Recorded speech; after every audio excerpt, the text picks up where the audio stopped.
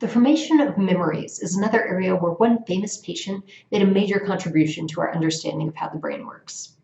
Henry Molaison, long known only as HM, was a patient with intractable epilepsy, with his seizures originating in a part of the brain called the temporal lobe. HM underwent surgery in which much of the medial temporal lobe, including the hippocampus and its major input, entorhinal cortex, was removed from both hemispheres of his brain. This surgery succeeded in stopping his seizures, but it had profound and unanticipated consequences on his ability to form new autobiographical memories.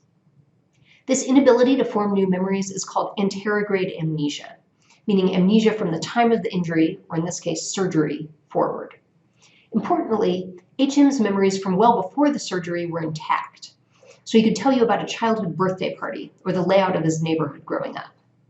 Memories from the years just before the surgery were more impaired, and he wasn't able to form new autobiographical memories. So, for example, he didn't remember the names of the researchers that had worked with him for years, or even recognize them as being people he'd met before. He also couldn't tell you what he had for breakfast yesterday morning.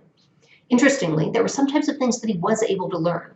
For example, motor skills, like drawing based on the reflection of what you're drawing in a mirror.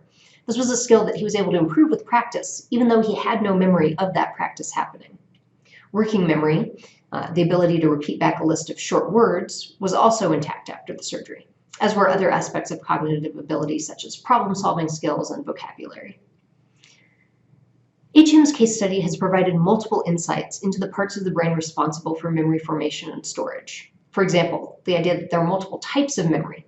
Motor learning seems to be dependent on different areas of the brain than the learning of new facts or autobiographical memories.